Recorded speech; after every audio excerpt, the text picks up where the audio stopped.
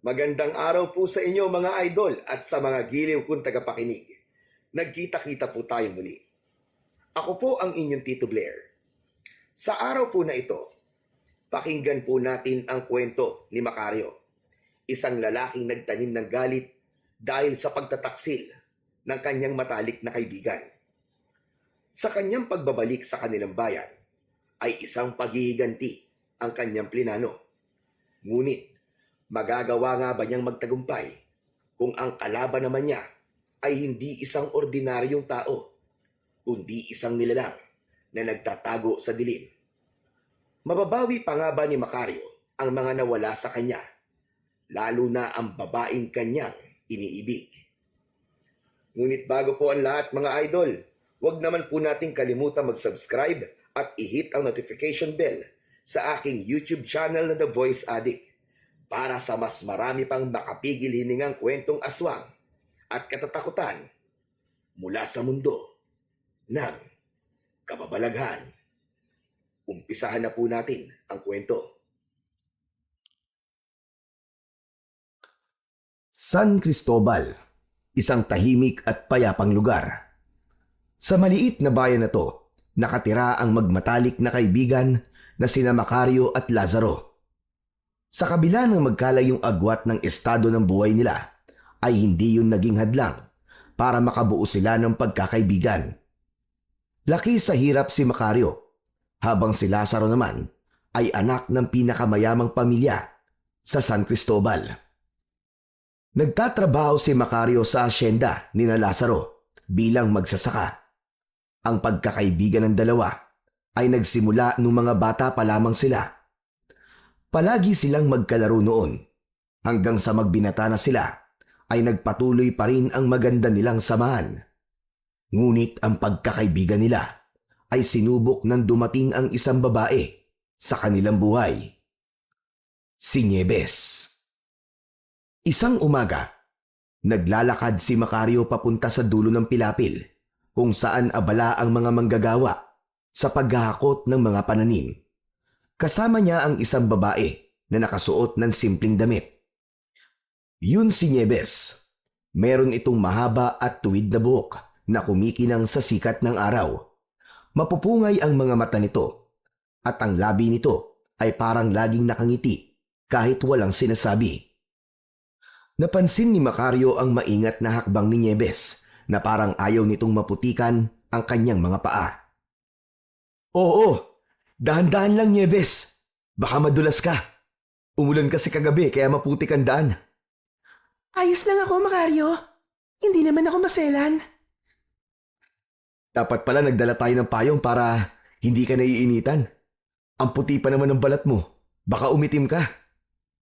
Walang problema sa akin kung umitim ako. Ano ka ba?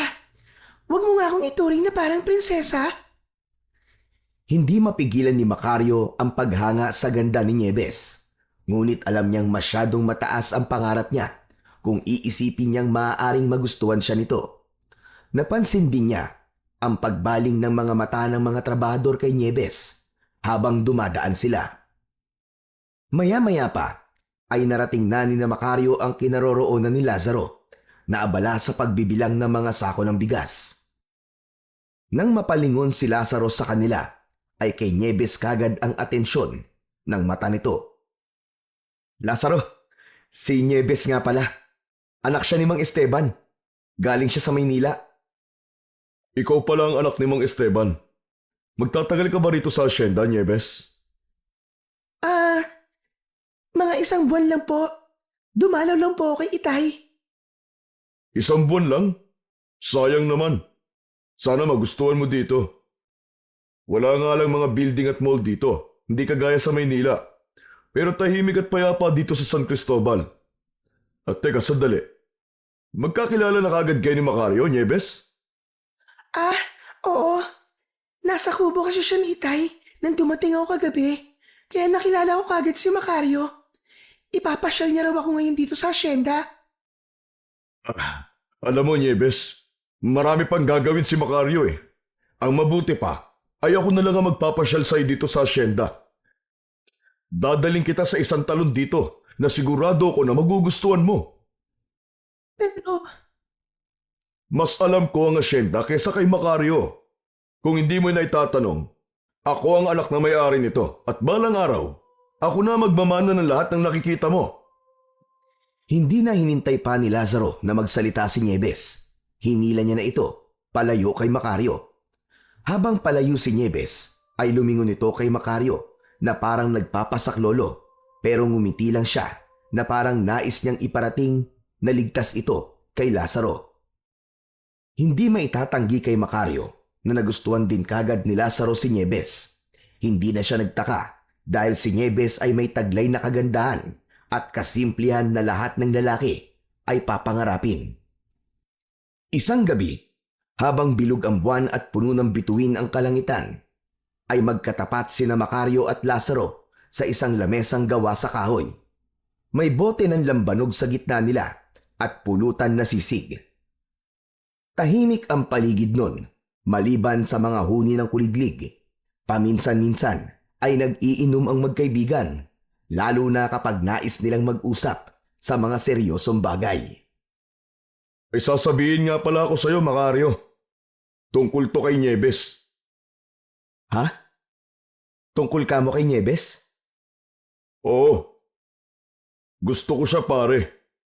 Alam kong ikaw ang una niyang naging kaibigan dito. Kaya gusto ko sanang humingi ng tulong sa'yo. Tulungan mo naman akong ligawan siya. Seryoso ka ba kay Nieves, pare? Ang ibig ko sabihin ay, kilala kita eh. Mahilig kang maglaro pagdating sa mga babae. Naaawa lang kasi ako sa kanya kung magagaya lang siya sa mga pinaiyak mo babae. Seryoso ako sa kanya, Macario. Ngayon lang ako nakaramdam ng ganito sa isang babae. Mabuti naman kung ganun. Ano palang gusto mong gawin ko? Anong klaseng tulong ang kailangan mo? Madali lang, tol. Ilakad mo ako sa kanya. Sabihin mo na mabuti akong tao. Ikwento mo sa kanya kung gaano ko siya pinahalagaan. Alam mo na, bigyan mo ako ng magandang tulak sa kanya. Sige, tutulungan kita. Pero sa tingin ko, baka hindi siya ganun kadaling mapasagot eh. Kaya nga nandiyan ka eh, di ba? Ikaw ang alas ko, Macario. Hindi ako sanay sa ganitong bagay eh. Mas madali sa akin na makipagnegosyo kaysa sa manligaw ng babae. Alam mo naman na hindi ako tumutuloy sa ligawan eh. Pero iba kasi si Nieves, pare. Siya ang klase ng babae na dapat na nililigawan. Pilit na itinago ni Macario ang sakit ng kanyang nararamdaman. Sa kaloob-looban niya, gusto niyang aminin kay Lazaro na mahal din niya si Nieves. Ngunit alam niyang wala siyang karapatan. Hindi siya kasing yaman at kasing gwapo ng kaibigan niya. Alam niya na kung sabay silang manliligaw kay Nieves ay si Lazaro ang pipiliin nito. Kaya naman kinabukasan, sinamahan ni Macario si Lazaro na magdala ng mga bulaklak at mga prutas sa bahay ni Nieves. Habang nanonood si Macario mula sa malayo, nakita niya kung paano pilit nang humingiti si Nieves sa harap ni Lazaro. Hindi yun ngiti ng tuwa, kundi tila napipilitan lamang itong harapin si Lazaro. Ramdam ni Macario na walang nararamdaman si Nieves para sa kaibigan niyang si Lazaro. Sa sandaling yon, lalong tumitindi ang sakit na nararamdaman ni Macario, ngunit sa kabila nun ay nanatili siyang tahimik.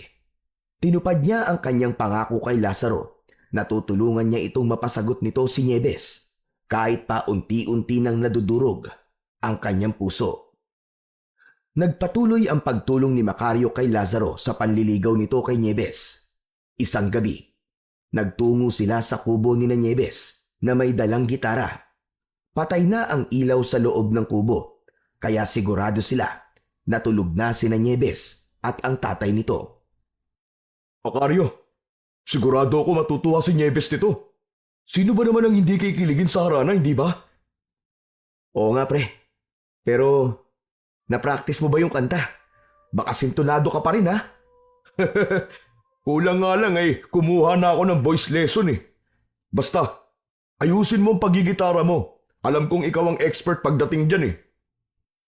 Maya-maya pa ay nagsimula ng tumugtog ng gitara si Macario at sinundan yon ng pagkanta ni Lazaro. Hindi nagtagal ay bumukas ang bintana sa harapan nila at dumungaw doon si Nieves. Pilit ang naging ngiti nito at hindi yun nakaligtas sa mapanuring mga mata ni Macario. Matapos umawit ni Lazaro, ay pinatuloy sila ni Nieves sa loob ng kubo. Agad na inabot ni Lazaro ang isang bungkus ng rosas kay Nieves. Salamat, Lazaro. Sana hindi ka na nagabala pa. Hindi ka abala para sa akin, Nieves. Kahit lahat ng oras ko ay kaya kong ibigay sa'yo. Maraming salamat, Macario. Ang husay mo palang tumugtog ng gitara. Nakakahanga ka. Maraming salamat, Nieves. Kulang na nga ako sa practice eh. Ang pagkanta ko. Kumusta, Nieves? Ayos lang naman. Medyo wala ka lang sa tono. Pero alam mo, sobra kong na-appreciate ang effort yung dalawa. Sa sumunod na mga araw, hindi pa rin tumigil si Lazaro sa panliligaw kay Nieves. Nagpadala ito sa babae ng mamahaling mga regalo tulad ng alahas, imported na tsokolate at mga bulaklak na pinaangkat pa nito sa ibang bayan. Madalas ay si Macario ang nagdadala ng mga yon kay Nieves dahil sa abala si Lazaro sa mga gawain sa hasyenda. Sa tuwing nagdadala ng regalo ni Lazaro si Macario kay Nieves, ay palagi niyang napapansin ang malamlam na ekspresyon nito. Minsan, lumapit si Nieves kay Macario at mahina itong nagsalita. Macario, pwede bang sabihin mo kay Lazaro na huwag na siyang mag-abala? Hindi ko naman kailangan ng mga ganyang bagay eh. Anong ibig mong sabihin? Nahihiya kasi ako magsabi sa kanya. Pero, gusto ko na sana siyang huminto sa panliligaw sa akin. Hindi ko siya gusto, Macario. Nagsasayang lamang siya ng oras. Bakit hindi mo bigyan ng pagkakataon ng kaibigan ko, Nieves? Ako na nagsasabi sa'yo. Mabuting tao si Lazaro. Hindi pa ba pagbibigay ng pagkakataon ng ginawa ko na hinayaan ko siyang manligaw? Pero, wala talaga akong nararamdaman sa kanya eh. Ang totoo, meron na akong ibang gusto. Hindi makasagot si Macario. Ang naisip niya ay baka merong nobyo si Nieves na nasa syudad. Alam niyang hindi niya maaaring sabihin yun kay Lazaro dahil hindi niya kayang makitang masaktan ang matalik niyang kaibigan. Nang sumunod na araw ay inutusan na naman ni Lazaro si Macario na magdala ng regalo. Isang kahon na nakatali ng pulang laso ang dinala ni Macario sa kubo ni Nieves. Nakita ni Macario si Nieves na nakaupo sa mahabang bangko sa ilalim ng puno ng mangga. Agad siyang lumapit sa dalaga. Nandiyan ka pala, Nieves. May pinabibigay pa ulit sa'yo si Lazaro. Macario, sinabi ko na sa'yo na sabihin mo kay Lazaro na tigilan niya na ako. Alam ko naman yun, Nieves. Pero hindi ko pa nasasabi kay Lazaro na ayaw mo na magpaligaw sa kanya eh. Ano bang mali sa matalik kong kaibigan? Mabait naman siya. Saka gwapo pa. Hindi ko siya gusto, Macario. Pero alam ko mabuti siyang tao. Yun lang. Hindi ko talaga siya mahal.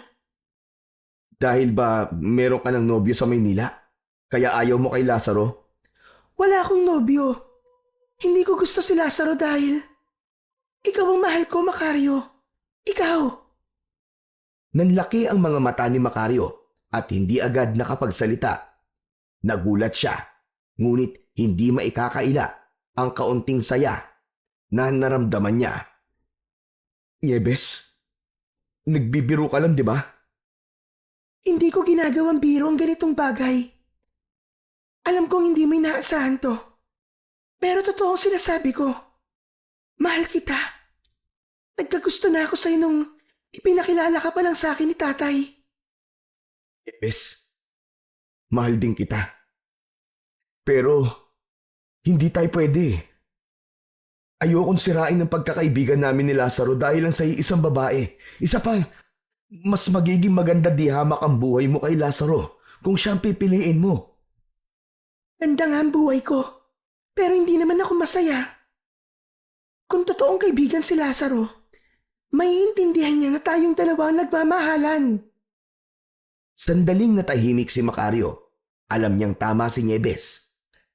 Pero hindi pa rin niya kayang maging dahilan yon ng pagkawasak ng puso ng kanyang matalik na kaibigan kung magkakatuluyan sila ng dalaga. Nieves, mas mabuti sigurong ilihim muna natin to. Hindi ko alam kung paano to sasabihin kay Lazaro eh. Ayokong saktan siya.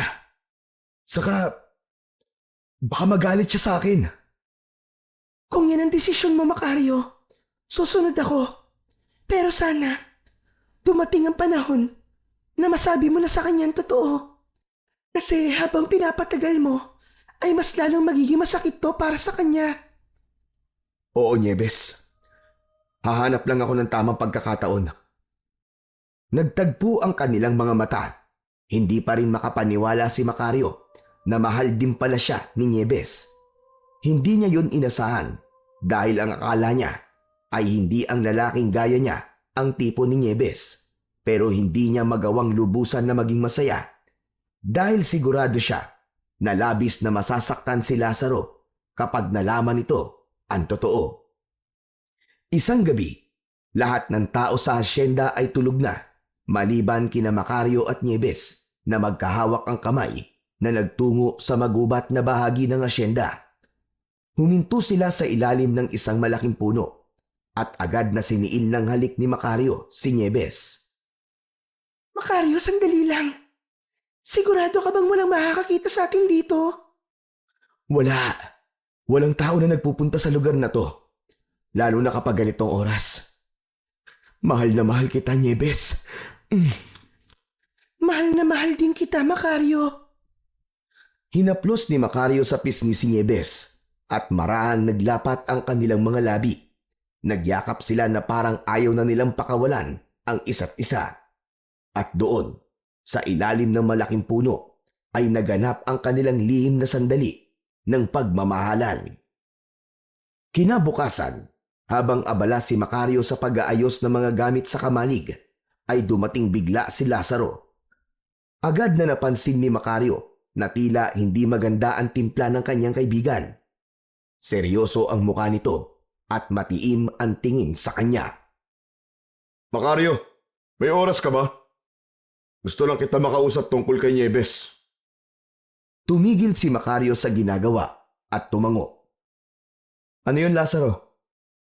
Sa tingin mo, may pag-asa ba ako kay Nieves?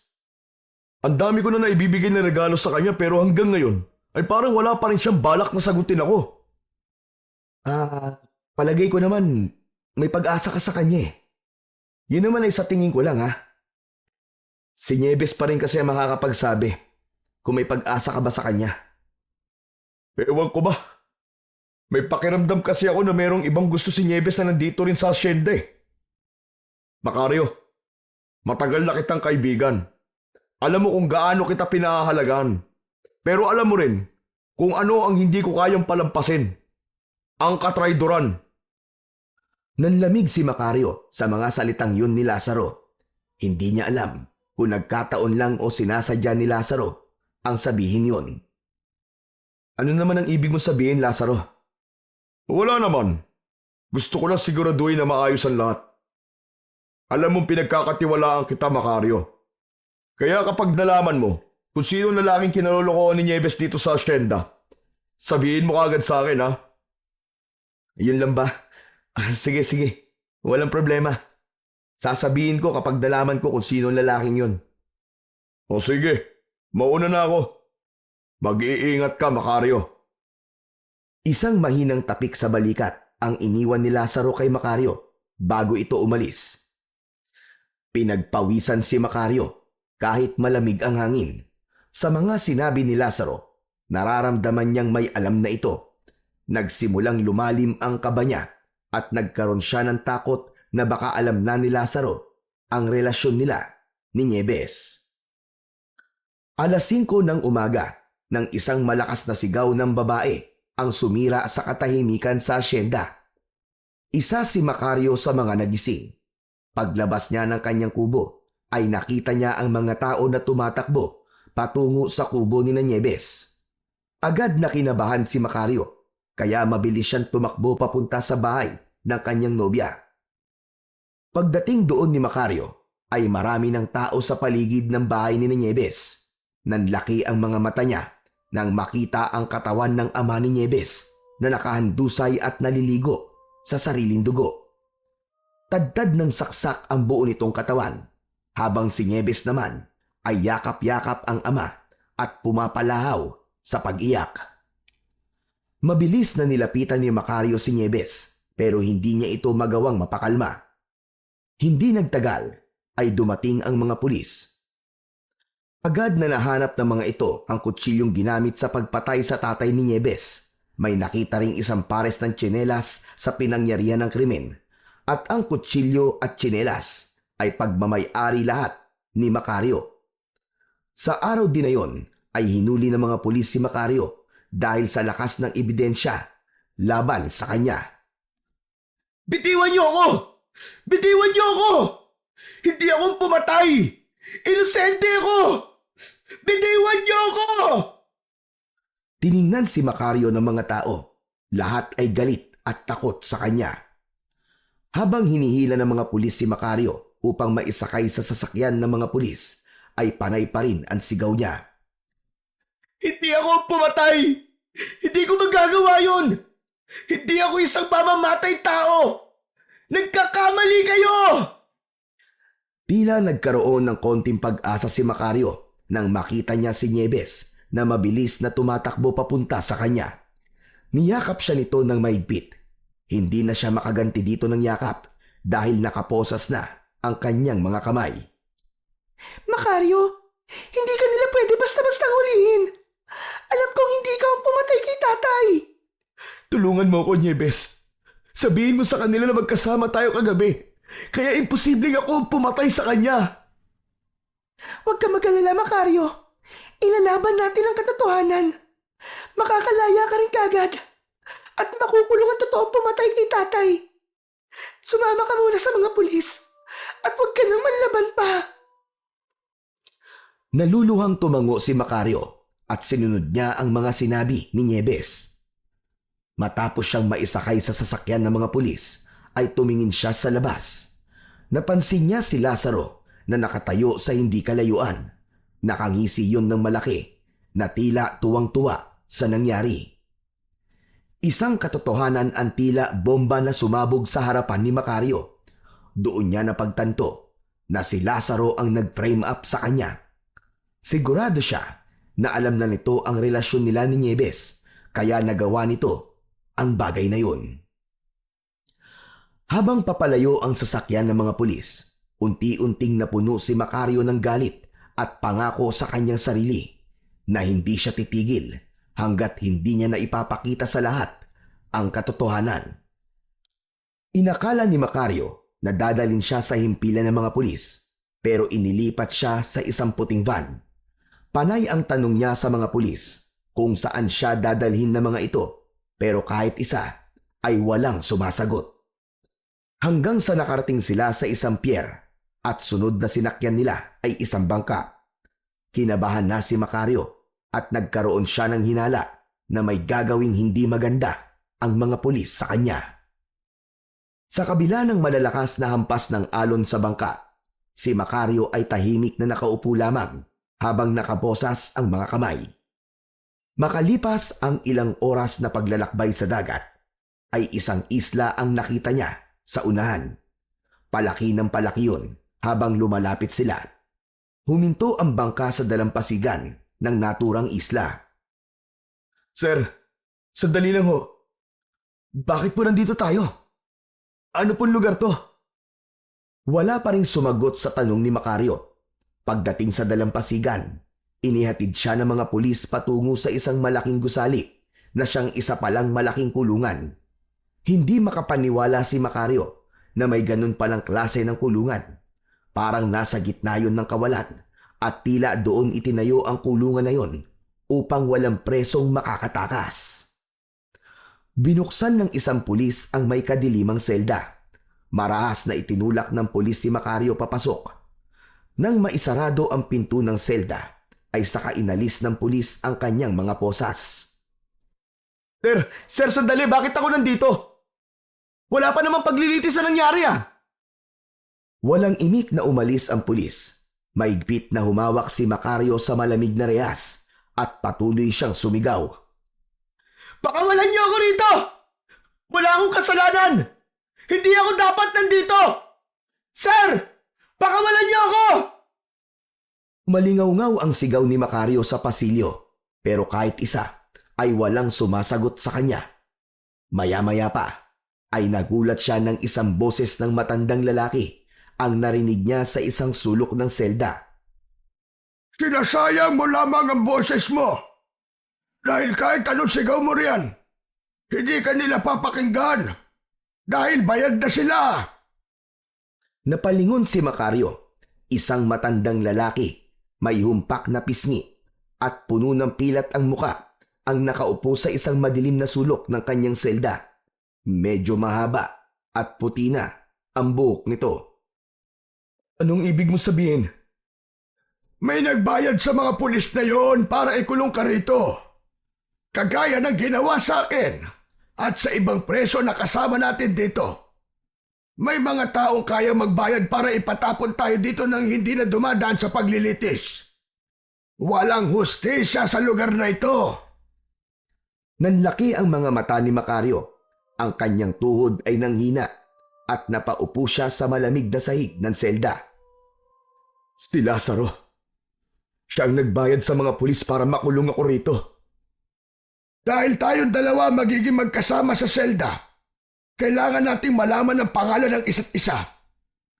Ako nga pala si Andoy. 30 taon na akong nakakulong dito. 30 taon? Paano mo kinaya na ganun ka nakatagal sa lugar na ito? Kapag napunta ka sa islang to, wala ka na magagawa kundi ang tanggapin na dito ka na rin mamamatay. Ikaw, anong pangalan mo? Macario.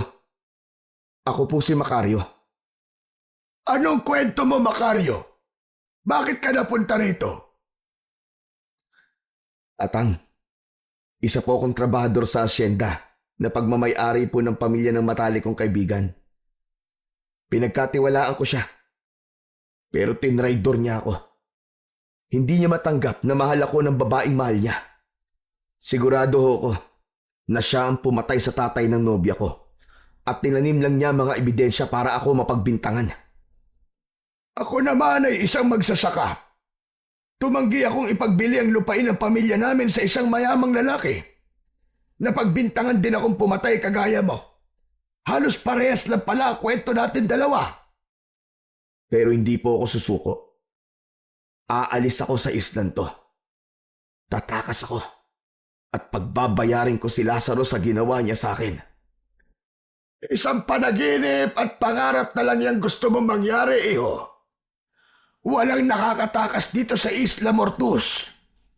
Bukod sa bantay sarado ang lugar, ay napaliligiran tayo ng malawak na karagatan. Hindi ka pa man nakalalayo. Patay ka na sa pagod sa paglalangoy. Alam mo ba kung bakit tinawag ang isla na to na Isla Mortus? Umiling si Macario.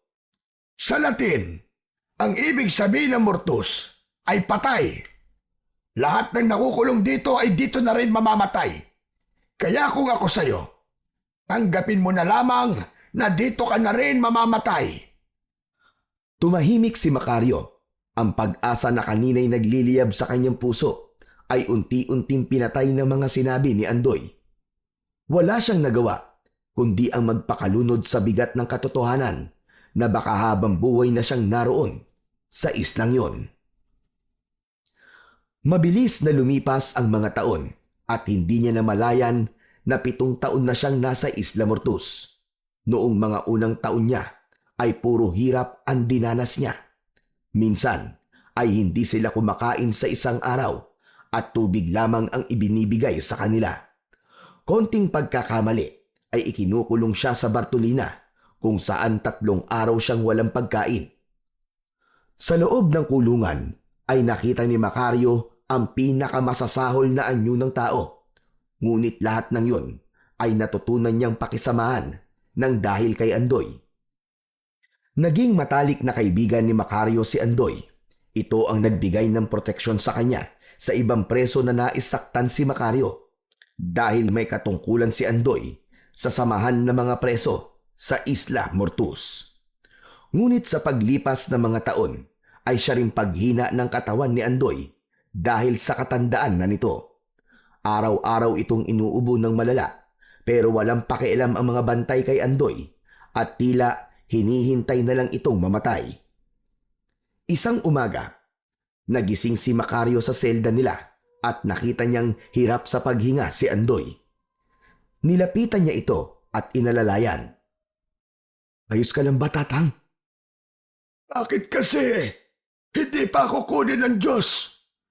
Pinapatagal niya pa itong paghihirap ko. Huwag ka magsalita ng ganyan, Tatang. May dahilan kung bakit humihinga ka pa hanggang ngayon. Sandali, ikukuha lang kita ng tubig. Kinuha ni Macario ang isang lata na may laman na tubig. Ibinigay niya yun kay Andoy at uminom ito. Matapos yun, ay ngumiti sa kanya si Andoy. Salamat, Macario. Naalala ko tuloy ang mga anak ko sa iyo. Kagaya mo rin sila na maasikaso sa akin. Pasensya ka na kung nahihirapan ka sa pag-aalaga sa akin.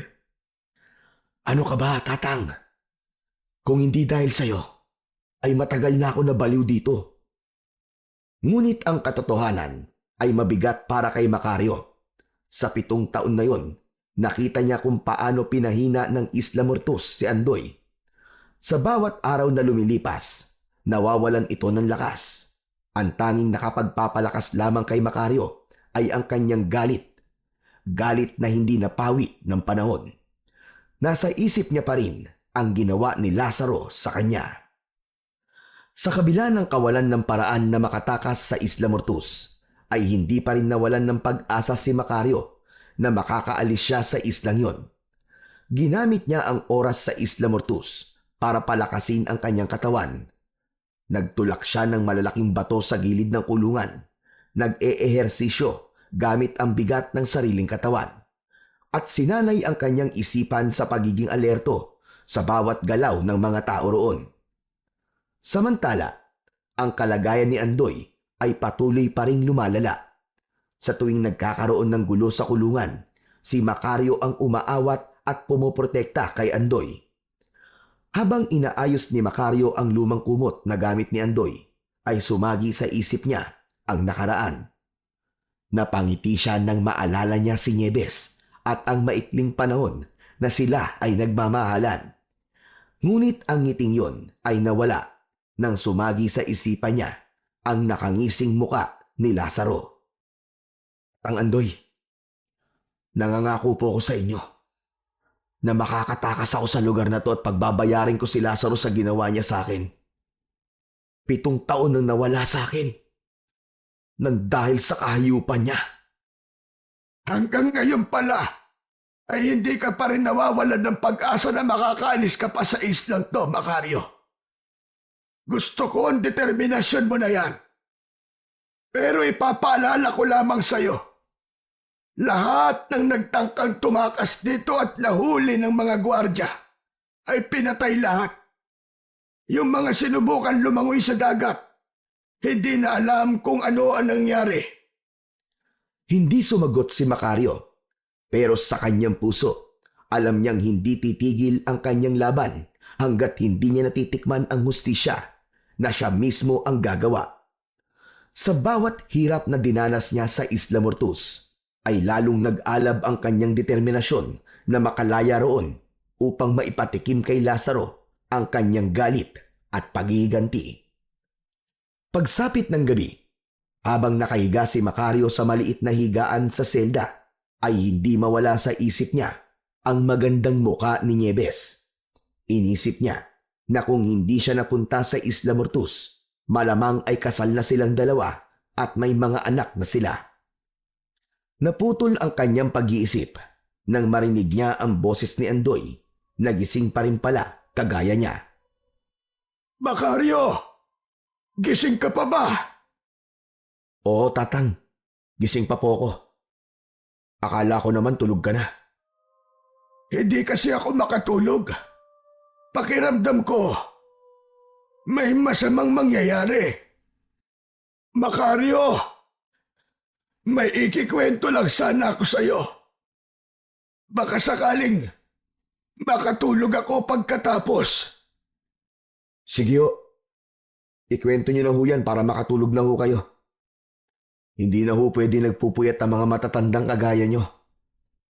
Narinig mo na ba ang tungkol sa Isla Kalawit? Isla Kalawit? Alamat po ba yun? Hindi yun isang alamat, Macario. Totoo ito. Marami ang naghahanap sa Isla Kalawit dahil puno ng kayamanan ng islang yon. May mga ginto, perlas, diamante, at kung ano-anong mamahaling bato. Pero hindi lang yun. Sa islang yun daw, matatagpuan ng isang agimat na kung tawagin ay Singsing ni Solomon. Dahil nagbibigay yun ng kakaibang lakas at talino sa sino mang magmamayari nito. Napangisi si Macario, halatang hindi naniniwala. Agimat? Kayamanan? Ano ka ba naman, Tatang? Para ka naman bata. Naniniwala ka ba sa ganyang bagay? Alam ko na mahirap paniwalaan, pero marami ng tao nagsabi noon. Yung mga naunang nakulong dito sa Isla Mortos, narinig ko rin silang pinag-uusapan ito noon. Kung sakali raw na makakatakas ka rito, isa lang ang dapat mong puntahan, ang Isla Kalawit. Magagamit mo kasi ang mga kakayahan na naroon para makapagbagong buhay. Kaya Macario, kung may pagkakataon kang makatakas, tandaan mo mabuti ang sinabi ko. Magpunta ka sa Isla Kalawit.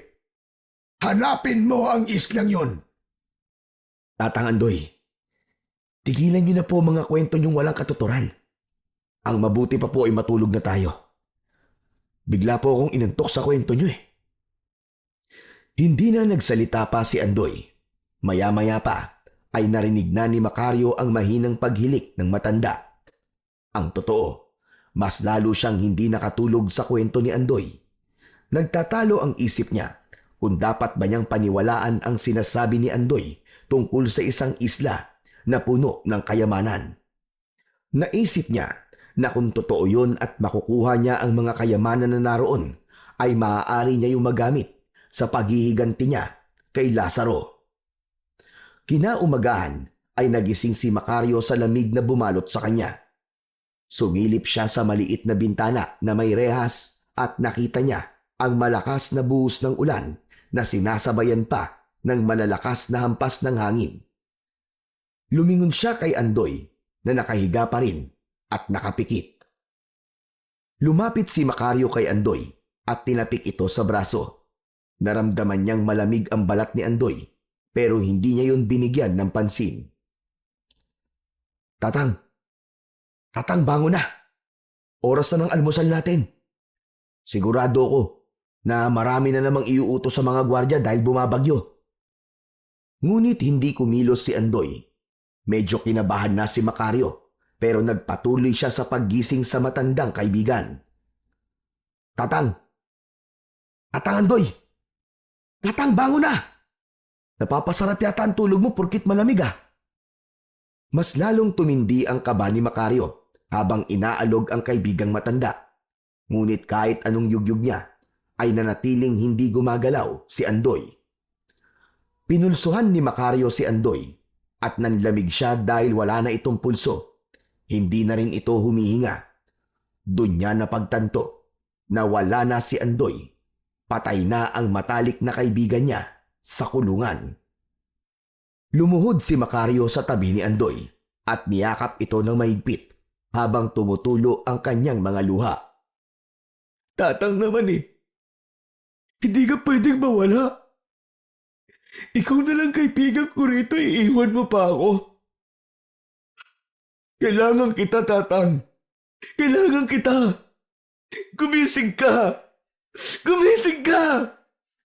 Gumising ka, Tatang! Pero kahit na anong iyak ang gawin ni Macario, ay hindi na nagising pa si Andoy. Labis siyang nasaktan. Kung alam lang niya sana na mawawala na ito, ay hinabaan pa sana niya ang pakikipagkwentuhan dito nung nakaraang gabi. Ilang sandali pa, huminga ng malalim si Macario at sinubukan tawagin ang gwardya. Tulungan niyo kami rito! Si Tatang Andoy patay na! Tulungan niyo kami rito! Isang gwardya ang lumapit at tumingin ito sa walang buhay na katawan ni Andoy. Ngunit sa halip na magpakita ng simpatsya, ay malamig at walang emosyon itong tumango. Maghintay ka lang rito. May kukunin lamang ako. Hindi nagtagal, bumalik ang gwardya na may dalang malaking sako na gawa sa abaka. Ano yan? Para saan ang sakong yan, Chip? Kapag may preso na mamatay dito, sinasako lang ang katawan at tinatapon sa dagat. Ano? Hindi. Hindi mo pwedeng gawin niya kay Tatang Andoy. Kailangan niya magkaroon ng maayos sa libing. Wala ka na magagawa. Yan ang patakaran dito eh. Sandali, kukunin ko lang ang trolley. Itinapon ng gwardya ang sako sa sahig ng selda at umalis itong muli. Hindi makapaniwala si Macario na basta na lang itatapon sa dagat ang bangkay ni Andoy.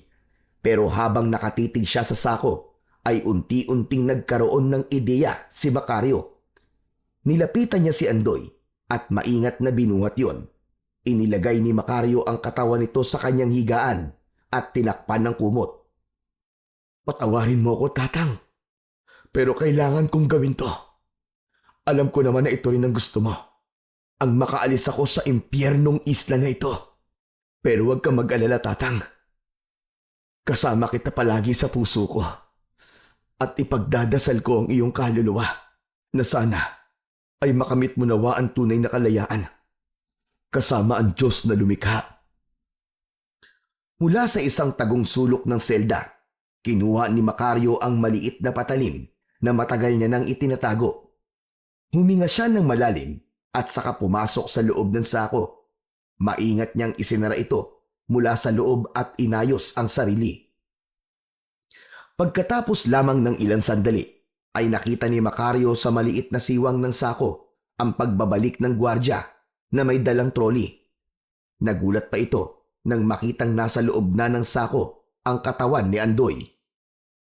Buti na lang pala at pinabilis mo ang trabaho ko, Macario. Ikaw na talaga naglagay ng katawan ni Andoy sa sako. Ay sige, matulog ka lang dyan. Ako na ang bahala dito sa kaibigan mo.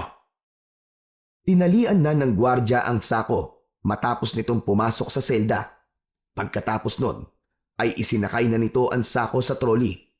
Halos hindi na humihinga si Macario sa loob ng sako habang mahigpit ang hawak niya sa patalim. Maya-maya pa ay nakalabas na sila ng kulungan at naramdaman niya ang paghampas ng ulan at hangin kahit nasa loob siya ng sako. Matarik ang daan na tinahak nila at ilang beses siyang nahulog at ibinalik ng gwardya sa pagkakasakay sa trolley. Makalipas ang ilang sandali, ay huminto na ang gwardya sa pagtutulak. Nakita ni Macario na nasa gilid sila ng isang bangin.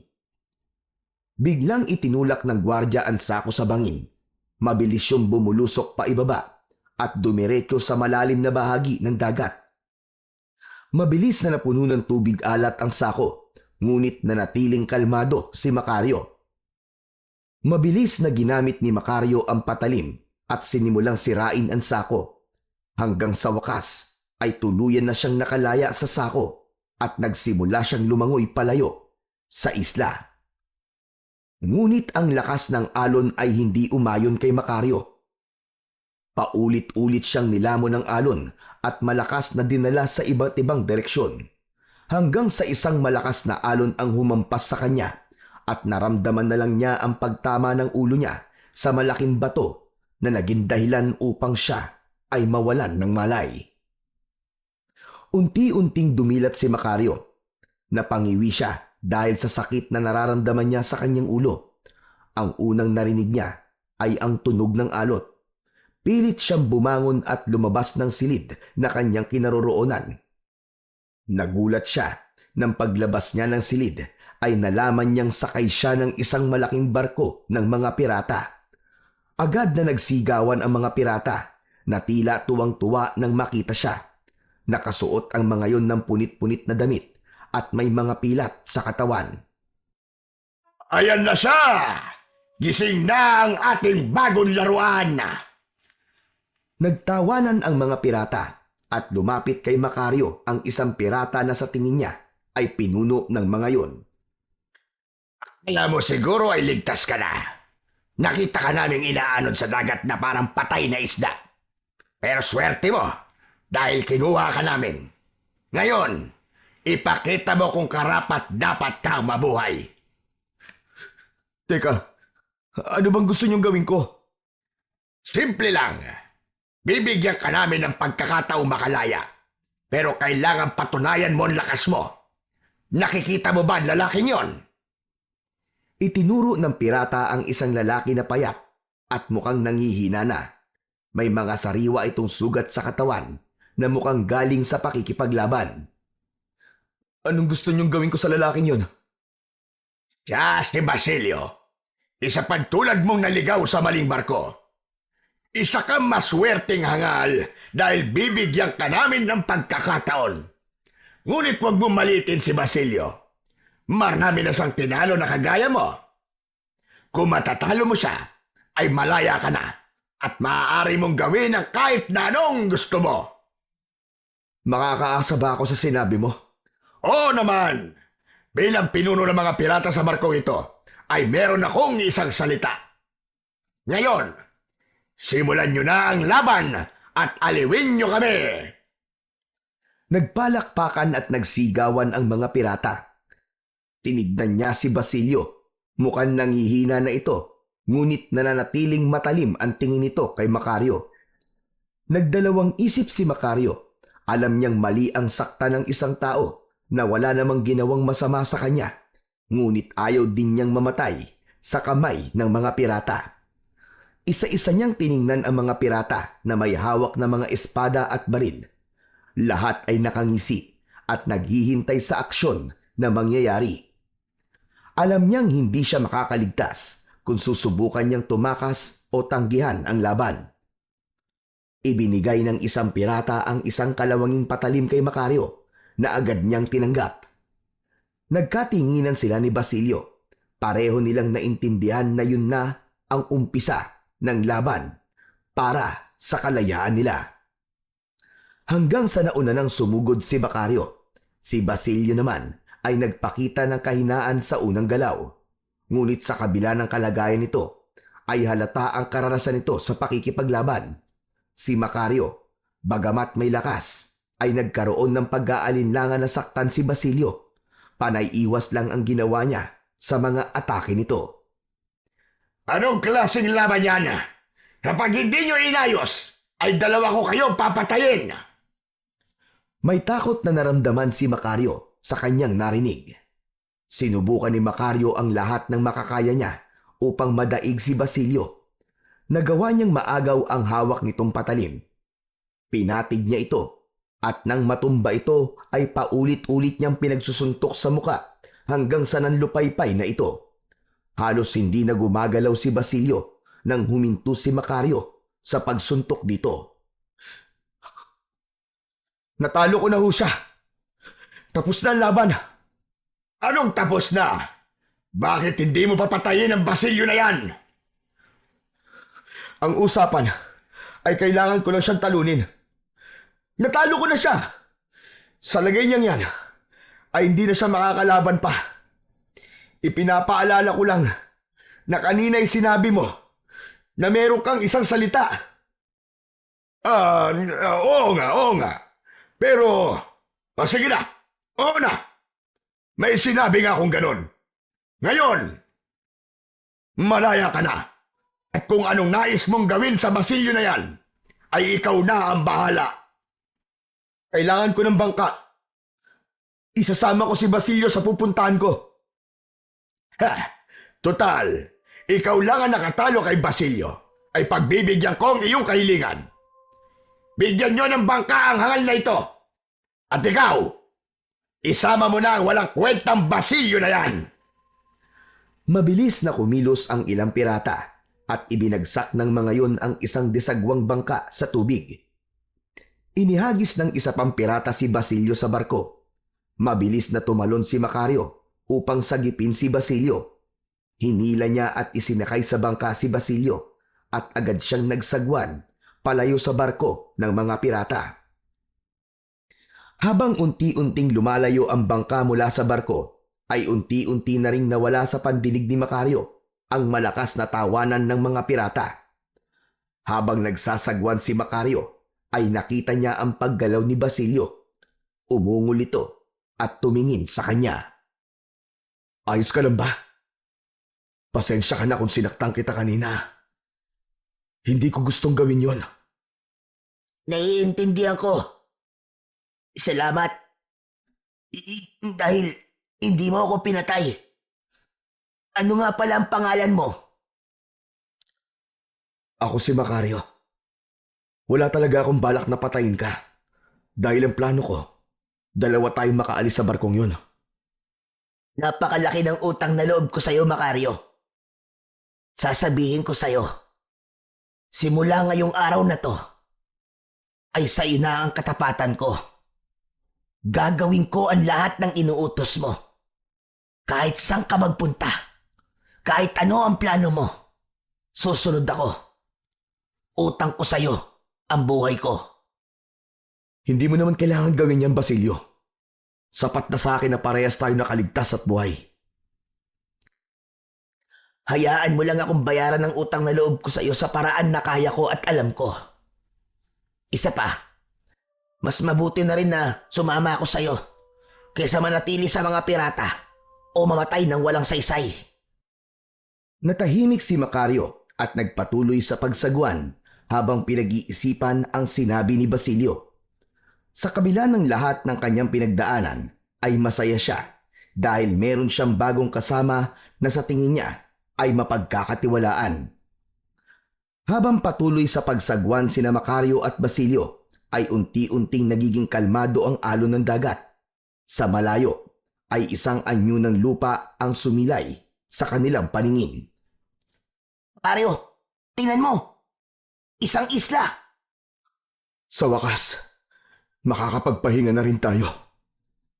Sana may mga tao ron para makahingi tayo ng tulong. Sana nga. Bilisan na natin sa pagsagwan.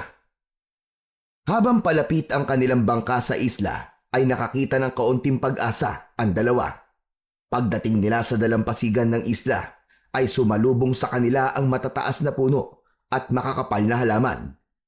Wala silang nakitang senyales na merong tao na nakatira rito. Ganun pa man, hindi na sila umalis sa isla at nagsimula silang maghanap ng lugar kung saan sila maaaring magpahinga. Naglakad-lakad sila na tanging ang liwanag mula sa bilog na buwan ang kanilang tanglaw. Sa gitna ng makapal na halaman ay napansin nila ang isang madilim na bunganga ng kuweba. Yan na lang tayo matulog sa loob ng kuweba. Delikado kung dito tayo sa labas at baka mayroong mabangis na hayop dito. Tama ka, Macario. Saka, pagod na rin ako. Ang sakit na ng mga binti ko kakalakad. Pagpasok sa kuweba, nakaramdam sila ng kakaibang lamig. Ang loob nito ay tahimik, maliban sa tunog ng tubig na tumutulo mula sa mga stalactite. Miga sila sa isang malapad na bato sa bandang dulo ng kuweba. Nang dahil sa labis na pagod, kahit hindi sila komportable sa higaan, ay mabilis silang nakatulog. Naunang nagising si Macario kinaumagahan. Pagbangon niya, ay napatulala siya nang makita ang nasa paligid nila ni Basilio. Nagkalat ang mga gintong barya, gintong bara, mga alahas at mga mamahaling bato.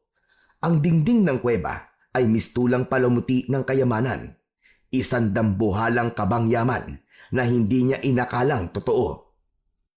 Basilio! Basilio! Basilio, gumising ka!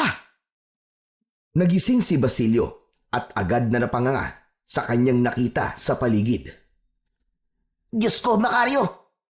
Totoo ba ito? O nananaginip lang ako? Totoo to, Basilio! Totoo to! Mayaman na tayo! Mayaman na tayo, Basilio! Mayaman na tayo! Habang iniikot ni Macario ang kanyang paningin, bigla niyang napansin ang isang kalansay na nakaupo sa isang sulok ng kuweba. Sa daliri nito ay may suot ito na kakaibang singsing na kumikislap sa liwanag. Nilapitan niya ang kalansay at kinuha mula sa daliri nito ang singsing na may kalakihan. Basilio, madali ka. Tingnan mo ang singsing na ito. Napakaganda. Akin na lang to. Sigurado ka ba dyan, Macario? Baka may sumpa ang bagay na yan. Naging kaibigan ako nun sa selda kung saan ako tumakas. Sinabi niya na merong isang isla na may kayamanan at isang singsing na agimat. Sa tingin ko, ito na ang isla na tinutukoy niya. At ang singsing na ito, maaaring ito ang singsing ni Solomon.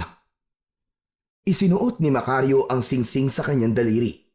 Sa sandaling yun, bigla niyang naramdaman ng isang kakaibang init na dumaloy sa kanyang katawan. Ang kanyang mga kalamnan ay tila nagising at ang kanyang isipan ay luminaw nang hindi niya maipaliwanag.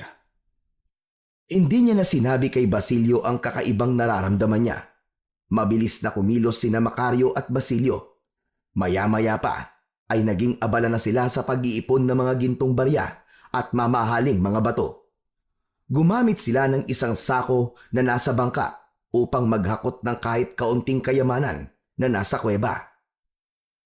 Matapos yun, ay muli silang naglayag gamit ang bangka. Narating nila ang bayan at doon ay mabilis nilang naibenta ang mga kayamanan na nakuha nila. Matapos yun, ay bumili sila ng mas malaki at mas matibay na bangka. Ang bangka ay may 4 na espasyo para sa lahat ng kayamanan na nasa Isla Kalawit. Binalikan nila ang kuweba at hinakot ang natitirang kayamanan na naroon. Umupa ng maliit na bahay sina Macario at Basilio kung saan pansamantala silang namalagi.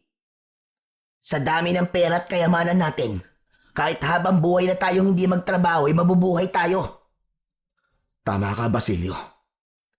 Pero may paggagamitan ako ng pera at kayamanan na ito. Gusto kong bumalik sa San Cristobal. Gusto kong maghiganti kay Lazaro. Sino naman ang Lazaro na yan, kaibigan? At parang galit na galit ka sa kanya. Siya ang dahilan kung bakit ako nakulong sa Isla Mortus. Tinraidor niya ako, Basilio. Kinuha niyan lahat sa akin. Ang aking buhay, ang aking dangal, ang lahat. Gagamitin ko ngayon ang lahat ng meron ako para pabagsakin siya. Kung ganon, kasama mo ko sa pag-iiganti mo, kaibigan. Hindi kita iiwan.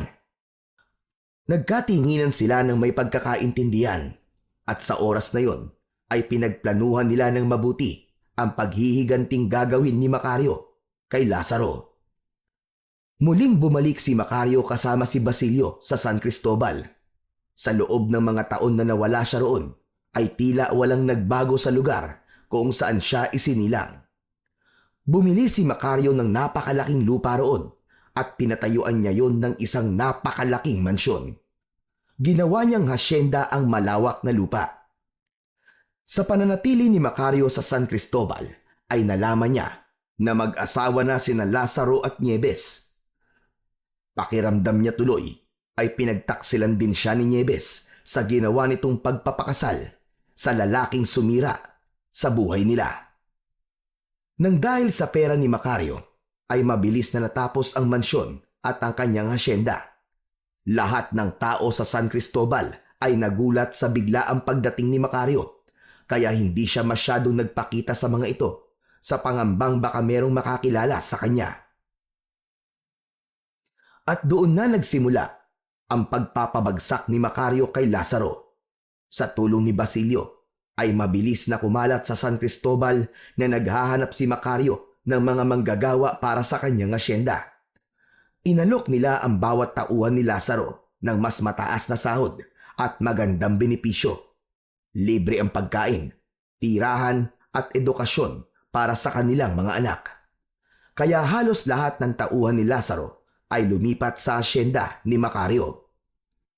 Isang umaga, habang kasalo ni Macario sa almusal ang ilang tauhan sa asyenda sa isang mahabang lamesa sa tabi ng pilapil, ay dumating ang galit na si Lazaro. Nakasakay ito ng kabayo.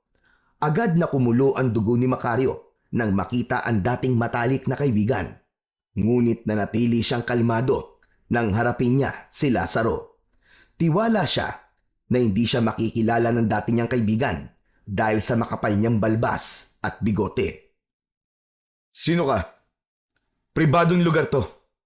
Hindi ka dapat pumapasok ng walang paintulot ko. Sino ka ba? At ang lahat ng tauhan ko ay kinuha mo. Ako si Victor de Dios. Kung ganon, ikaw pala si Lazaro. Hindi ko sila inagaw sa'yo. Binigyan ko lamang sila ng pagpipilian at mas nagustuhan nila ang offer ko sa kanila. Kaya sila mismo lumapit dito sa aking asyenda. Huwag mo kong gawin tanga. Inagaw mo mga tauhan ko at sinira mo negosyo ko. Wala akong ginawang masama, Lazaro. Ibinigay ko lang sa kanilang oportunidad na hindi mo na ibigay sa kanila. Bakit? Natatakot ka bang bumagsak? Kung akala mo'y matatakot ako sa'yo, nagkakamali ka. Wala kang karapatang agawin ang mga pinaghirapan ko. Wala akong inaagaw sa'yo, Lazaro. Nagkakamali ka ng taong binangga mo, Victor. Sisiguraduhin kong babagsak ka rin. Babagsak ka. Tandaan mo yan. Subukan mo. Hindi rin ako natatakot sa'yo, Lazaro. Saglit na nagkatitigan ang dalawa. Sa huli ay mabilis na pinatakbo ni Lazaro paalis ang kabayo niya. Isang nakakalokong ngisi ang sumilay sa labi ni Macario. Nagsisimula pa lamang siya sa kanyang mga plano. Ngunit galit na kagad si Lazaro sa kanya. Hindi na siya makapaghintay sa magiging reaksyon ni Lazaro sa mga susunod pa niyang mga gagawin. Kinagabihan, habang mahimbing na natutulog si Macario, ay tila may bumulong sa kanya para gumising. Sa pagmulat niya, ay naramdaman niya kagad na hindi siya nag-iisa sa kanyang malaking silid. Sa madilim na sulok ng kwarto, unti-unting lumitaw ang isang anino ng isang nilalang. Isang aswang. Ang kanyang anyo ay nakakatakot. Mahaba ang mga kuko, nanlilisik ang mga mata, at may matalim na ngipin. Umalis ka rito! Kung ayaw mo mamatay! Hindi ako ang mamamatay, kundi ikaw! Mabilis na sumugod ang aswang kay Macario, gamit ang matatalim nitong kuko. Ang singsing na suot ni Macario ay biglang nagdingning at isang kakaibang enerhiya ang dumaloy sa kanyang katawan. Naging mabilis ang kilos ni Macario at nagawa niyang iwasan ang pagsugod ng aswang. Para bang alam na alam niya ang bawat galaw ng aswang. Hindi niya maipaliwanag, ngunit tila binigyan siya ng singsing ng hindi lamang lakas, kundi pati talas ng isip. Muling sumugod ang aswang, ngunit sa bawat pag-atake nito ay naiilagan lamang ni Macario, hanggang sa nagawang kunin ni Macario ang patalim niya na palaging nakatago sa drawer sa tabi ng kanyang kama, at nagawa niyang masugatan ang aswang sa braso nito. Si Macario naman ang umatake at ilang beses niyang nasugatan ang aswang. Walang ano-ano'y tumalon ang aswang sa bintana. Mabilis na nagtungo si Macario sa bintana at hindi niya na nakita pa kung saan nagtungo ang aswang. Nagulat si Macario nang biglang bumukas ang pinto ng kwarto niya. Pumasok doon si Basilio na hawak ang isang itak. Macario! Narinig ko ang ingay! Ano nangyari? Basilio, may aswang na pumasok sa aking silid. Muntik ko na siya mapatay, pero nakataka siya. Sigurado ka bang aswang ang nakita mo? Sigurado ako, Basilio. Hindi ko akalain na meron na palang aswang dito sa San Cristobal. Simula ngayon, Kailangan na natin mag-ingat. Kakausapin ko bukas sa mga trabador. Kailangan masiguro natin ang kaligtasan nilang lahat. Kung yan ang gusto mo. Pero ang singsing mo. Bakit umiilaw ang singsing mo, Macario? Tama nga ang kaibigan ko ron sa kulungan. Totoong may kapangyarihan ng singsing na ito, Basilio. Ito ang nagbigay sa akin ng lakas at talino para mapalayas ko ang aswang kanina. Kakaiba nga pala talaga ang singsing na yan, Macario. Pero sigurado ako, nababalikan ka ng aswang na yon. Kung babalik siya, hihintayin ko siya at sisiguraduhin kong hindi na siya makakatakas dahil papatayin ko siya. Nagkatinginan silang dalawa. Alam nila na ang gabing yon ay ang hudyat ng mas malaking panganib. Ngunit sa puso ni Macario, naroon din ang kasiguraduhan. Sa tulong ng kanyang singsing, walang nilalang o aswang ang maaaring makatalo sa kanya. Isang umaga, habang nag-aalmusal si Macario mag-isa, ay biglang dumating si Basilio. Pinagpapawisan ito at bakas sa muka ang pagkabalisa. Macario, may masamang balita. Ano yun, Basilio? Dalawang trabador natin na natagpo ang patay malapit sa ilog. Agad na tumayo si Macario mula sa upuan. Hindi na siya nagsalita pa at nauna na siya kay Basilio sa paglabas ng mansyon. Malalaki ang mga hakbang na tinungo niya ang ilog. Pagkarating ni Macario sa ilog ay may ilang trabahador ang naroon. Halos bumaligtad ang sikmura niya nang makita niya ang dalawang bangkay na nakahandusay. May mga sugat sa leeg at dibdib. Na para bang inatake ang mga yon ng isang mabangis na hayop. Bukod pa roon ay parehas na wakwak ang tiyan ng dalawa at nakalabas ang mga lamang loob. Agad na nagpatawag ng pulis si Macario, ngunit malakas ang hinala niya na hindi tao ang pumatay sa mga trabahador niya, kundi isang aswang. Kaya naman, agad niyang tinipon ang lahat ng trabahador niya para sa isang mahalagang anunsyo. Alam kong lahat kayo ay natatakot sa nangyari.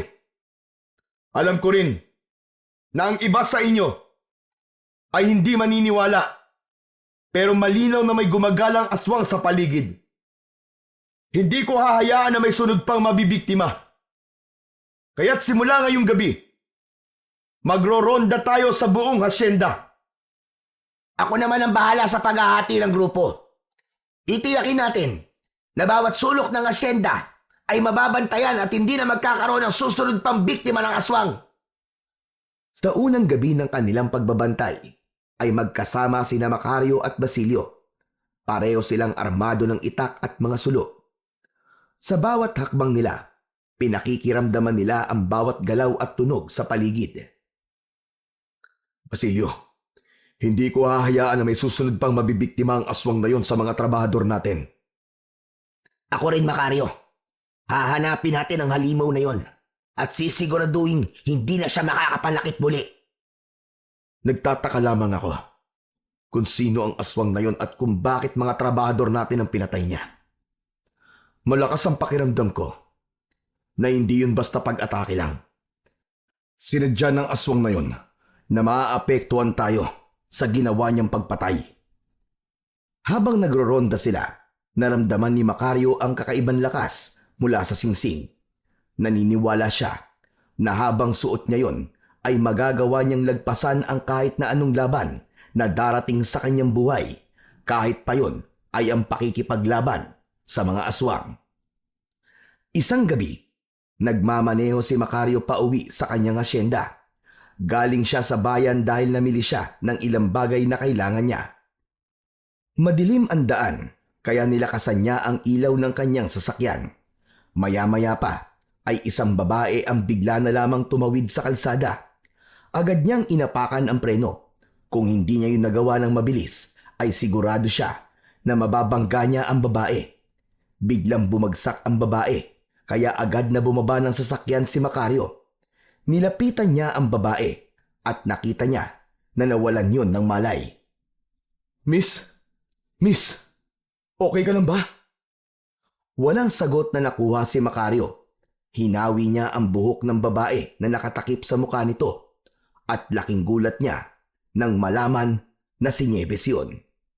Walang pagdadalawang isip na binuhat ni Macario si Nieves at isinakay sa kanyang kotse. Dinala niya si Nieves sa kanyang mansyon dahil hindi niya ito kayang iwanan sa gitna ng kalsada. Maingat niya tong inihiga sa isang malambot na kama sa isa sa mga silid sa kanyang mansyon. Pumasok si Basilio sa silid at nagulat ito nang makita si Nieves. Macario, sinong babae niyan? Siya si Nieves. Nieves? Ang babaeng ipinagpalit ka kay Lazaro? Oo, siya ang babaeng minahal ko. Pero pinagtaksilan ako. Hindi ko inaasahang makikita ko siya ulit at sa ganitong kalagayan pa. Tingnan mo. Puno siya ng pasa, Basilio. Parang may nanakit sa kanya. Si Lazaro kaya may kagagawa nito? Hindi ko alam, Basilio. Ngunit hindi na rin ako magtataka kung si Lazaro man ang may gawa niyang kay Nieves. Pero siguro, ayan na ang karma niya dahil pinakasalan niya si Lazaro. Niloko rin ako ng babaeng yan. Pinaniwala niya ako na ako ang mahal niya. Pero kay Lazaro din pala siya magpapakasal. Sa gitna ng pag-uusap ni Macario at Basilio ay biglang nagising si Nieves. Agad itong tumingin kay Macario. Mabilis na iniwas ni Macario ang mukha niya dahil nangamba siya na makilala siya nito. Nakita kita sa kalsada kanina, Binibini. Nawalan ka ng malay. Pero maaari ka nang umuwi sa bahay mo ngayong nagising ka na. Hindi muna nagsalita si Nieves. Titig na titig ito kay Macario habang bumababa sa kama. Tumayo si Nieves sa harapan niya habang nangingilid ang luha nito. Macario? Nagkakamali ka. Hindi Macario ang pangalan ko. Ako si Victor. Victor de Dios. Hindi mo ako maluloko. Kilala kita, Macario. Ikaw ang unang lalaking minahal ko. Alam ko ang boses mo. Ang mga mata mo. Ang hugis ng ilong mo. Alam ko ang lahat-lahat sa'yo. Lalabas muna ako. Mukhang kailangan niyong mag-usap. Paglabas ni Basilio ay huminga ng malalim si Macario at diretsyong tiningnan si Nieves sa mga mata. Kung sino man ang Macario na sinasabi mo, hindi ako yon. Makakaalis ka na. Maaari kitang ipahatid sa mga tauhan ko kung natatakot ka maglakad mag-isa. Ang buong akala ko ipatay ka na. Wala na ako nabalitaan sa'yo. Simula nang hulihin ka ng mga pulis. Bakit ba ang kulit mo? Hindi sabi ako si Macario. Ako si Victor de Dios. Biglang niyakap ni Nieves si Macario ng mahigpit, ngunit agad itong itinulak ni Macario palayo. Sa sandaling yon ay tuluyan ng bumagsak ang emosyon ni Macario. Wala kang karapatang yakapin ako, Nieves. Oo na. Ako nga si Macario. Taksil ka. Minahal kita. Pinangarap ko ang buhay na magkasama tayo. Pero anong ginawa mo? Pinili mo ang kaibigan kong traidor. Macario, hayaan mo muna ako magpaliwanag. Paliwanag? Hindi ko na kailangan ng kahit na anong paliwanag na manggagaling sa'yo. Alam mo ba kung ano naranasan ko matapos ibintang sa akin ni Lazaro na ako ang pumatay sa tatay mo?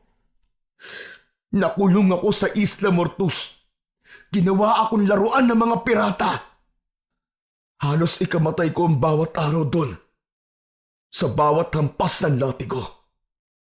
Ikaw ang nasa isip ko, Nieves. Tapos pagbalik ko rito, malalaman ko na naging asawa mo ang lalaking naging dahilan kung bakit ako naghirap ng gusto. Traidor ka. Traidor kayong dalawa. Nagpakasal kay Lazaro dahil mahal ko siya. Pinilit lang niya ako, Macario. Pinagbantaan ni Lazaro ang buhay ko at ang buhay ng pamilya ko. Hindi ko kayang isugal ang kanilang kaligtasan. Pero kailanman, hindi ko siya minahal. Ikaw pa rin ang laman ng puso't isipan ko, Macario. Ikaw pa rin ang mahal ko. Kung alam mo lang, na araw-araw ako nagdarasal na bumalik ka. At ngayon, nangyari na. Bumalik ka na, Macario. Hindi nakapagsalita si Macario sa mga revelasyon ni Nieves. Nanatili siyang nakatingin sa babae at nakikinig sa mga sinasabi nito. Araw-araw ako nabubuhay sa impyerno. Sa piling ng hayop na si Lazaro. Sinasaktan niya ako. Ginagawang alipin. Kaya tumakas ako, Macario. Mas mabuti lang mabuhay ako sa lansangan kaysa makasama ang isang aswang na kagaya ni Lazaro. Ano? Anong ibig mong sabihin? Aswang si Lazaro? Oo, Macario. Aswang na si Lazaro. Simula na mamatay ang mga magulang niya, ay humina ang kita ng asyenda. Pinili niya maging aswang sa pangako na nakilala niyang aswang na magdadala daw yun ng swerte, kapangyarihan at lakas kay Lazaro.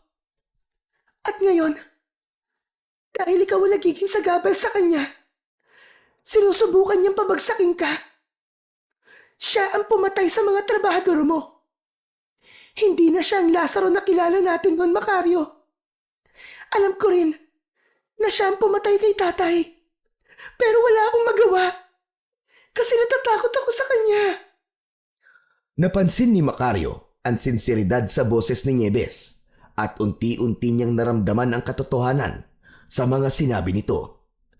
Lumapit siya kay Nieves at hinawakan ito sa balikat. Nieves, naniniwala ako sa mga sinabi mo. Pasensya ka na kung hinusgahan kita kagad. Wala akong kaalam-alam na dumanas ka rin pala ng impyerno kagaya ko. Parehas lang tayong biktima ng kasamaan at kataksilan ni Lazaro. At naiintindihan ko ang galit mo sa akin kanina. Pero Macario, ayoko nang bumalik kay Lazaro. Huwag kang mag-alala, Nieves. Poprotektahan kita laban kay Lazaro. Sinisiguro kong pagbabayaran niya ang lahat ng kasalanan niya sa ating dalawa. Nagdesisyon si Macario na doon na manirahan si Nieves sa mansyon niya. Hindi na siya pumayag na bumalik pa si Nieves sa impyernong buhay nito sa piling ni Lazaro. At dahil nalaman niya na si Lazaro ay isang aswang, sigurado siya na si Lazaro rin ang umataking aswang noon sa kanya habang siya ay natutulog. Natuwa siya dahil iisa lang pala ang kalaban niya. Isang umaga sa hasyenda ni Macario, habang abala siya sa pagtulong sa mga trabahador sa pagsasalansa ng mga sako ng gulay, ay biglang dumating si Lazaro sakay ng isang kabayo. Huminto ito sa harapan ni Macario.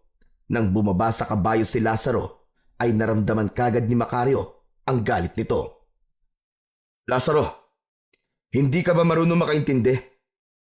Sinabi ko na sa'yo na hindi ka dapat basta-basta pumapasok dito na walang paintulot sa akin. Wala akong pakialam sa patakaran mo, Victor. Kung ganun, ano ang dahilan at bakit naparito ka? Huwag kang magpanggap na hindi mo alam kung bakit ako nandito. May nakapagsabi sa akin na narito si Nieves. Ilabas mo ngayon din ang asawa ko kung ayaw mo may mangyaring masama sa'yo. Hindi ko alam ang sinasabi mo. Hindi ako hanapan ng nawawalang asawa. Wala rito ang asawa mo, Lazaro. Hindi ko pa nga nakikita kahit dulo ng buhok ng asawa mo. Huwag mo akong subukan, Victor. Hindi mo ako kilala. Ako si Lazaro Madrigal. Wala akong pakialam kahit sino ka pa, Lazaro. At hindi ko gusto ang pagbabanta mo. Kung nawawala ang asawa mo, baka naman may dahilan kung bakit siya umalis sa bahay mo. Babalik ako. At kapag napatunayan ko nagsisinungaling ka, magsisisi ka, Victor. Hindi mo kilala kinakalaban mo. Tumalikod si Lazaro at muling sumakay sa kabayo nito Napangisi nilang si Macario habang pinapanood ang papalayong si Lazaro. Hindi niya tuloy maintindihan kung bakit naging kaibigan niya si Lazaro. Gayong noon pa man ay kitang-kita niya na kung gaano kasama ang ugali nito. Matapos yon ay bumalik na si Macario sa mansyon. Nakita niya si Nieves na abala sa pagluluto sa kusina. Lumapit siya rito at sinabi niya na nagtungo roon si Lazaro at hinahanap si Nieves. Sinabi niya na may nakakita na naroon si Nieves sa asyenda ni Macario at nakarating yun kay Lazaro. Macario, salamat at hindi mo ko ibinigay kay Lazaro. Hindi ko nakakayanin kung bumalik pa ako sa kanya. At nangako ko sa'yo na poprotektahan kita. Wala kang dapat ikatakot, Nieves. Hindi ko hahayaan na saktan ka pa niya. Habang narito ka, ay walang masamang mangyayari sa'yo. Lumapit si Nieves at hinawakan ang braso ni Macario. Hindi ko alam kung paano kita mababayaran, Macario. Pero alam kong mali na nadamay ka pa sa lahat ng ito. Ginagawa ko to, hindi dahil gusto kong suklian mo ang pagprotekta ko sa'yo. Ginagawa ko to dahil mahal pa rin kita, Nieves. Pero kailangan natin maganda. Sigurado ko na babalik siya rito dahil kumbinsido siyang nandito ka. Tumango si Nieves at mahigpit nitong niyakap si Macario. Gumanti ng yakap si Macario at ipinaramdam niya kay Nieves na wala na itong dapat ikatakot pa. Matapos yun, ay agad na kinausap ni Macario si Basilio. Malakas ang kutob niya na anumang sandali ay muling babalik si Lazaro upang kunin si Nieves. Basilio, hindi tayo maaaring maging kampante. Kilala ko si Lazaro. Hindi siya susuko ng ganun-ganun lang. Alam niyang narito si Nieves at gagawin niya ang lahat para makuha niya si Nieves. Handa akong protektahan ng asyenda, Macario. Ang mga tauhan natin ay may mga itak at baril na. At pinalalahanan ko na silang magdobli ingat sa gabi. Mabuti kung ganon. Pero kailangan mas matindi ang ating pagbabantay. Ang pagpatay niya sa ating mga tauhan ay indikasyon na kayang-kaya niya talagang pumatay. Hindi isang normal na tao ang kalaban natin, kundi isang aswang. Sa tingin ko naman, ay wala kang dapat na ipag-alala. Nasa iyo ang singsing na nakuha mo sa Isla Kalawit. Naniniwala ko na matatalo mo si Lazaro, Macario. Ayokong umasa masyado sa singsing. Basta Basilio, maging maingat at handa tayo palagi, lalo na sa gabi. Magmula noon ay naging mababaw na ang tulog ni Macario. Kaunting kaluskus lang ay agad siyang bumabangon at sumisilip sa bintana. Hanggang isang gabi, hindi makatulog si Macario. Mabigat ang pakiramdam niya na parang may nararamdaman siyang panganib. Tila binubulungan siya ng singsing na maging alerto ng mga oras na yon. Hindi na napigilan pa ni Macario ang bumangon at kunin ang itak na nasa ilalim ng kanyang kama. Tahimik siyang lumabas ng kanyang kwarto at bumaba sa hagdan. Pagdating sa sala, ay binuksan niya ang malaking pinto at tuluyan siyang lumabas sa kanyang mansyon. Sa ilalim ng liwanag ng buwan, ay nakita ni Macario ang aswang na umatake sa kanya at alam niya na si Lazaro yun. Nakatayo yun ilan di pa lamang ang layo sa harapan ng pinto ng mansyon na tila alam nun na lalabas siya. Sinabi ko naman sa'yo na babalik ako para kunin ang aking asawa. Lazaro, sa wakas ay umaming ka na rin sa kung sino kang talaga. Oo, nandito nga si Nieves, pero hindi ako papayag na makuha mo siya. Biglang sumugod ang aswang ng mabilis. Sinunggaban nito si Macario pero mabilis siyang nakailag. Sinubukan niya itong tagain pero naunahan siya ng malakas nitong suntok na tumama sa kanyang muka. Tumilapon si Macario sa lakas ng suntok ni Lazaro. Doon na naramdaman ni Macario ang pagdaloy ng kapangyarihan ng singsing sa kanyang katawan. Nagpatuloy ang sagupaan ni na Macario at Lazaro. Nagpalitan sila ng pag-atake at wala sa kanila ang nais na sumuko at magpatalo. Ginamit ni Macario ang talas ng kanyang isip. Nang umatake muli ang aswang, ay mabilis niyang iniwasan ito at ginamit niya ang pagkakataon na yun upang saksakin ito ng itak sa tagiliran. Napasigaw ang aswang nang dahil sa labis na sakit. Habang naghahabol ng hininga ang aswang, ay nag-ipon si Macario ng lakas. Sa isang mabilis na galaw, ay sumugod siya sa aswang at buong lakas na tinaga ang aswang sa balikat. Halos humiwalay ang buong braso ni Lazaro sa katawan nito. Hindi pa ron natapos si Macario at isang malakas na saksak sa tiyan ang ibinigay niya kay Lazaro na naging dahilan para bumagsak ito sa lupa. Unti-unting bumalik sa anyong tao si Lazaro. Tumayo naman si Macario sa tabi nito at matiim niya itong tiningnan.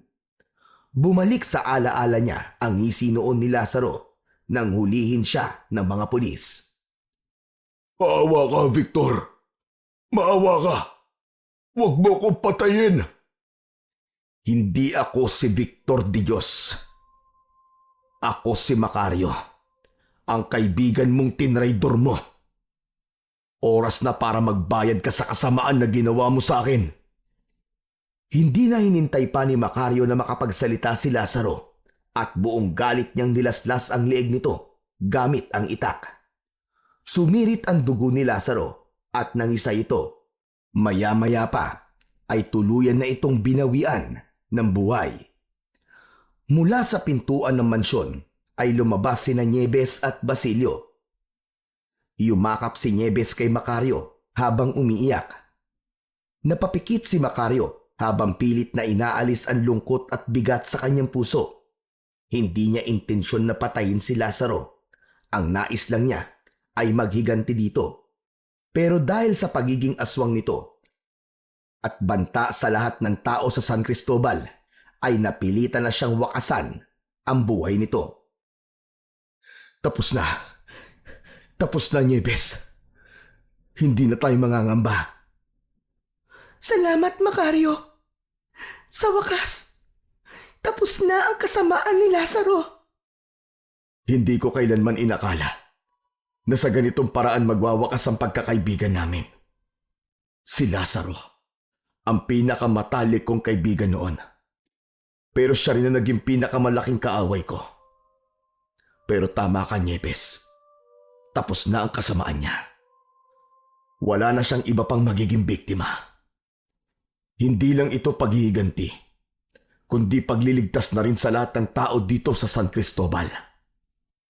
Makalipas ang ilang araw, habang mag-isang nasa sala si Macario, ay lumapit si Basilio sa kanya. Nagtaka siya sa dalang maleta ni Basilio na hinuna niya agad na meron itong pupuntahan. Basilio, saan ang punta mo? Biglaan naman yata. Hindi to biglaan, kaibigan. Matagal ko na rin pinag-isipan to. Panahon na. Para naman bumalik ako sa pamilya ko. Natigilan ng sandaling yun si Macario, ngunit maya-maya pa ay ngumiti siya. Naiintindihan kita, kaibigang Basilio. Maraming salamat sa lahat ng ginawa mo para sa akin at sa aking asyenda. Hindi ko ito makakaya na mag-isa kung wala ka. Ako ang dapat na nagpapasalamat sa'yo. Sa panahon na nakasama kita, minsan ay hindi mo ko itinuring na alipin. Pinahalagahan mo ko bilang isang kaibigan at bilang isang tao. Habang buhay kong tatanawin ang utang na loob ko sa'yo, kaibigang Macario. Napangiti si Macario, ngunit hindi na itago ang lungkot sa kanyang muka. Hindi mo alam kung gaano kahalaga sa akin ang mga sinabi mo. Isa kang totoong kaibigan, Basilio. At hindi ko makakalimutan ang mga sakripisyo mo para sa akin.